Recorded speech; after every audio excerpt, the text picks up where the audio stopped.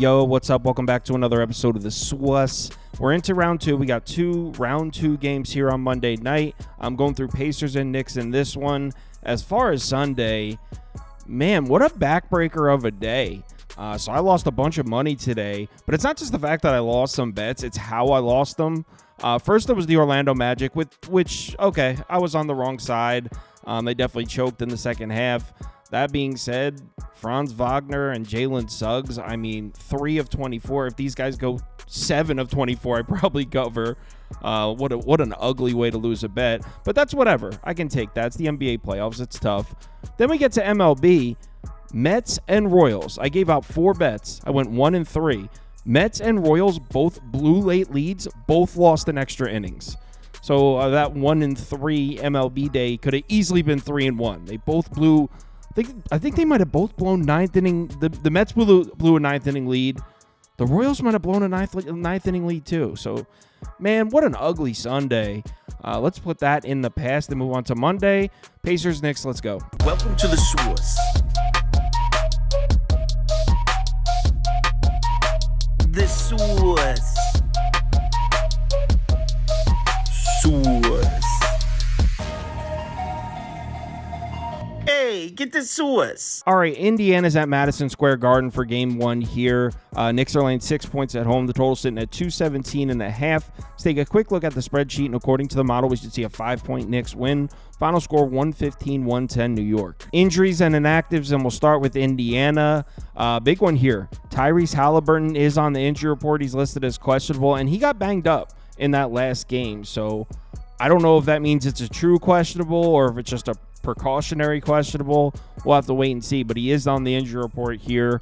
On the New York side, we have nobody. Knicks are going to be at full strength for this one. Update, just wanted to clarify, when I said there's nobody on the injury report for the Knicks, I meant nobody new. Obviously, Julius Randle is out and Bogdanovich is out for the playoffs, but I figured everyone already knew that. But nobody new on the injury report for the Knicks. All right, so let's take a look at this matchup, and I want to start with the Pacers defense. Definitely looked a little shaky in that first round series against the Bucks, specifically their games on the road in Milwaukee. You can see the stats from their road games in the playoffs. They're 4th in offensive efficiency, 10th in defensive efficiency, and that's 10th out of 16. These are numbers just from the playoffs. So Pacers defense on the road in Milwaukee really wasn't great, and that's kind of right on par with what they were doing in the regular season. Offense was never a problem. This year in the regular season, they're 3rd in offensive efficiency. One of the best offenses in basketball this year, but on the road, they were 26th in defensive efficiency. They were truly one of the worst defenses in the NBA on the road this year. And they're definitely going to have their hands full in this one because they're dealing with a really good Knicks offense. The Knicks are kind of branded as a defensive team, maybe because of Tom Thibodeau, maybe because of what they were the last couple of years. Their offense was excellent this year, and it was excellent pretty much the entire season. They're 4th in offensive efficiency on the year. Since the All-Star break, they're 3rd, and they're 2nd in offensive efficiency since the playoffs. So Knicks offense is definitely a problem. We just saw this Pacers defense struggling to make stops on the road in Milwaukee with no Damian Lillard on the court and no Giannis on the court. How are they going to make stops in Madison Square Garden in front of that crowd? That place is going to be rocking. I mean, Milwaukee actually has great offensive numbers in the playoffs. They're 5th in offensive efficiency, 6th in effective field goal percentage. That gives you an indication of how that series went, because obviously the Pacers eliminated the Bucks. They're out. But in the playoffs, they're still a top 5 offense out of the 16 playoff teams. And the matchup gets even worse for the Pacers defense when you take a look at where the Knicks are taking shots from. 64.2% of the Knicks shot attempts this playoffs have been 2-point field goals. That's exactly what the Pacers don't want. Pacers' strength is defending the 3-point line. We just saw the Bucks missing major pieces shoot 49.3% from mid-range. 49.3% from mid-range in that series, which is 2nd best in the playoffs. The Bucks were really efficient shooting the mid-range shot. You want to know where the Knicks took most of their shot attempts in the Philadelphia series? The mid-range. 37.4% of the Knicks shot attempts came from the mid-range in that series. And what else did we see from the Knicks offense in that Sixers series? Second chance points. Knicks were the best offensive rebounding team in the NBA this year. They absolutely bullied The Sixers on the offensive glass, 19.2 second chance points per game. That's first in the playoffs. 19.2 second chance points per game is a lot. Protecting the defensive glass has been one of the biggest problems with this Pacers team all season. They finished the year 26th in defensive rebounding rate. We just saw the Pacers really struggle to win the rebounding battle against Milwaukee without Giannis, who's obviously their best rebounder. Bucks weren't even a good rebounding team this year with Giannis. Without him, they almost lost the rebounding battle. It was actually really close. I don't see any reason why the Knicks can't do whatever they want on the offensive side of the ball in this series. Now we flip it over to the other side of the court and look at the Pacers offense, though, and obviously this is why the Pacers made it this far this season. Their offense, one of the best offenses in the NBA this year, and that didn't stop in round one.